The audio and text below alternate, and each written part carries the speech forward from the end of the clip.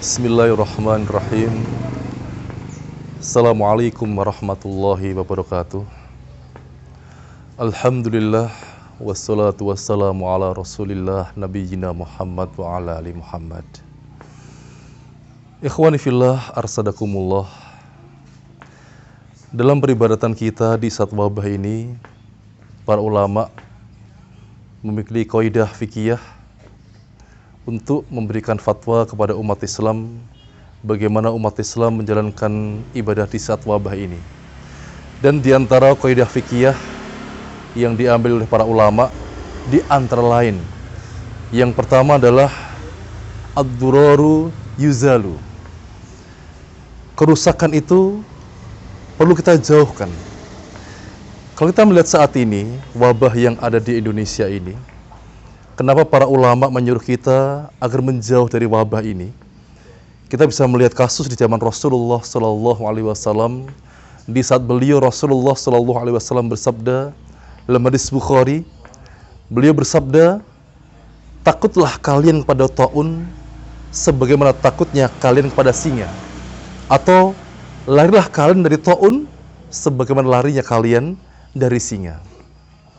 Kenapa Rasulullah Shallallahu Alaihi Wasallam memerintahkan kita untuk lari dari sebuah wabah? Karena beliau yakin, beliau tahu di saat Allah Azza wa Jalla menyuruh kita agar di antara umat Islam ini menjauhi kebinasaan. Maka wabah ini, virus ini yang bisa membinasakan kita, maka wajib di antara kita untuk menjauhinya.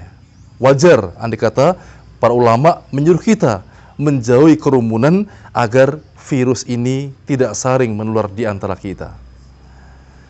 Kaidah yang kedua, bahwasanya Rasulullah SAW beliau bersabda, la darara wala dirara. Janganlah kalian merugikan diri kalian sendiri dan merugikan orang lain. Kenapa Rasulullah bersabda demikian? Karena Rasulullah SAW mencintai, sangat menghargai nyawa manusia, terkhusus umat Islam ini. Maka kita melihat sejarah bagaimana di saat Umar bin Khattab berdebat dengan Ubaidah bin Jarrah di saat beliau memasuki wilayah Syam. Yang saat itu wilayah Syam sedang ada wabah taun. Maka beliau Umar bin Khattab tidak ingin memasuki wilayah Syam. Beliau mengatakan bahwa beliau beristihad ingin mencari takdir yang lain. Karena di saat itu beliau disindir oleh Abu Ubaidah, wahai Umar, apakah engkau akan lari dari takdir Allah? Maka Umar menjawab, aku lari dari takdir Allah menuju kepada takdir yang lain. Sampai beliau mengkiaskan seperti orang yang menggembalakan unta, di depannya ada ladang yang gersang, dan salah satunya ada ladang yang hijau. Maka bagi penggembala itu, menggembalakan di tanah yang gersang itu takdir Allah, dan dia menggembalakan dalam ladang yang hijau pun juga takdir Allah.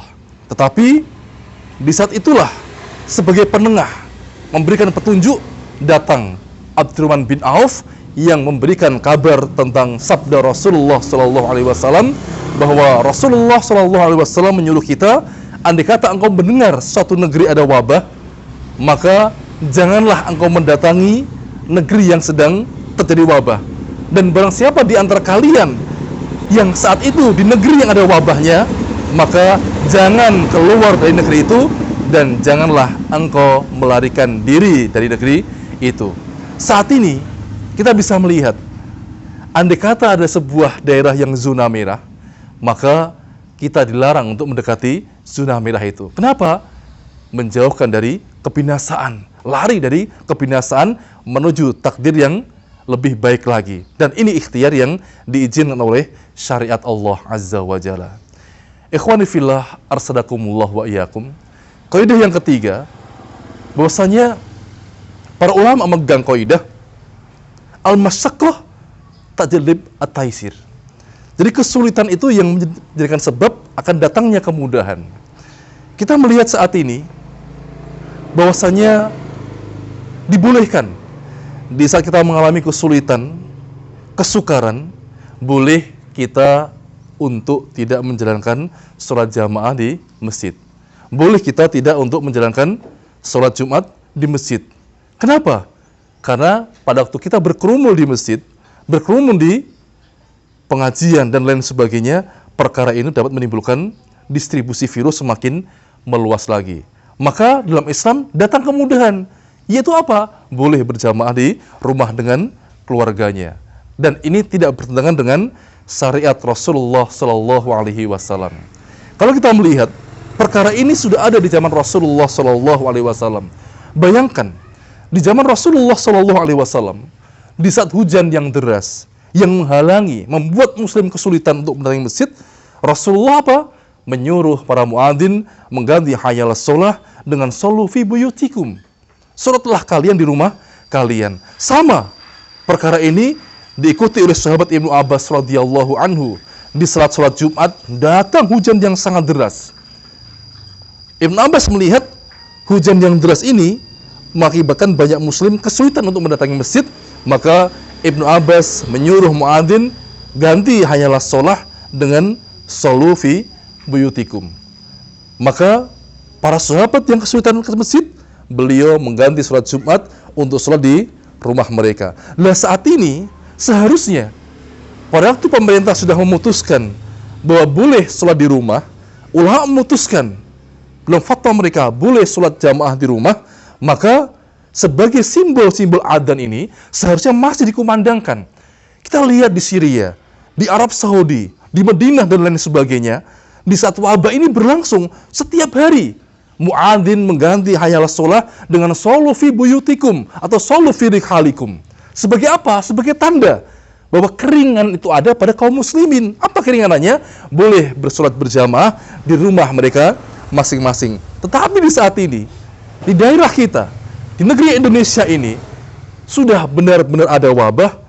Kadang-kadang adanya yang dahulu mengganti hayal sholah dengan shollu fi buyutikum, sekarang pun sudah kembali seperti semula, tidak mengumandangkan shollu fi buyutikum lagi. Seharusnya di saat wabah ini berlangsung, para muadzin terus setiap hari, setiap saat mengumandangkan hayal sholah diganti dengan shollu fi buyutikum. Karena apa? Larangan wabah ini belum dicabut oleh pemerintah. Maka itu kemudahan dari agama Islam, kemudian dari Allah Azza wa Jalla. Maka Rasulullah SAW bersabda, Allah itu mencintai andai kata rukhsah yang Allah berikan dilaksanakan oleh umatnya. Ikhwan fillah, arsadakumullah wa iyyakum. Kaidah yang keempat, bahwasanya ulama melihat kaidah fikih, dar'ul mafasid muqaddam ala jabil masolih. Jadi menghindari kerusakan, menghindari mudarat itu didahulukan daripada menjumpai atau melakukan keutamaan. Kita paham, sholat jamaah di masjid banyak keutamaannya, menghadiri pengajian banyak keutamaannya. Tetapi bisa kita menghadiri keutamaan itu, berkerumun yang menyebabkan distribusi virus ini, maka disuruh untuk menjauhi, menghindari. Kalau kita berkerumun bisa mendatangkan penularan virus kepada orang lain. Maka sholat di rumah adalah perkara yang disyariatkan. Bahkan mengganti sholat Jumat dengan sholat duhur di rumah itu pun juga diperbolehkan oleh syariat. Banyak di antara kaum muslimin yang mempelajari hadis, paling tidak 3 hadis yang menyebutkan. Yang pertama, barang siapa yang tidak sholat Jumat berkali-kali atau 3 kali sholat Jumat tidak mendatangi sholat Jumat, maka Allah akan menutup hatinya. Maka di sini kita melihat hadis dari Abi Ja'ad, dari Ibnu Majah, dari Tirmidzi. Hadis-hadis ini yang ditutup oleh Allah hatinya adalah yang tidak ada masyakohnya, tidak ada kesulitannya, tidak ada halangannya. Kalau kita perhatikan hadis-hadis ini, yang tidak menghadiri, mendatangi sholat Jumat berkali-kali berturut-turut, yang pertama apa? Menyepelekan. Tahawanun, menyepelekan. Yang kedua, 3 kali berturut-turut tidak mendatangi sholat Jumat, min ghairi daruratun, tanpa ada perkara yang darurat, atau yang ketiga min ghairi udzur, tanpa ada udzur syar'i, baru inilah yang dikatakan akan Allah tutup hatinya. Tetapi kalau ada masyakoh seperti ini, ada bahaya, ada udzur syar'inya, maka diperbolehkan kita tidak menghadiri sholat Jumat dan mengganti pada hari dengan sholat di rumah. Ikhwani fillah arsadakumullah wa iyyakum. Kaidah yang selanjutnya yang kelima adalah qiyasul a'la bil a'na. Hadi menganalogikan perkara yang besar dengan perkara yang kecil. Kita bayangkan, hujan saja memperbolehkan kita tidak hadir ke masjid. Bahkan dalam hadis yang lain Rasulullah bersabda, barang siapa yang makan bawang, jangan mendatangi rumah Allah. Jangan berjamaah dengan kami, hanya makan bawang. Kenapa?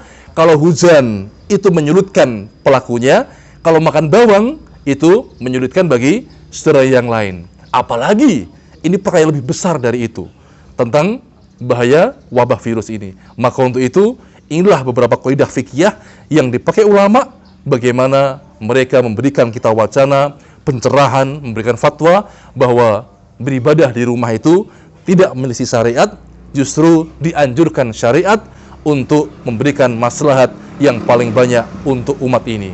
Yang terakhir kami sampaikan, perlu kita ketahui, di mata Allah Azza wa Jalla, nyawa seorang muslim lebih baik dibanding dunia dan seisinya. Bahkan, nyawa seorang muslim lebih baik daripada kehancuran Ka'bah sendiri. Jadi, umat Islam melindungi nyawa manusia, karena di mata Allah Azza wa Jalla, nyawa manusia begitu sangat berharga. Ini yang kami sampaikan, semoga ada faedahnya. Wa akhirul da'wana fastabiqul khairat. Assalamualaikum warahmatullahi wabarakatuh.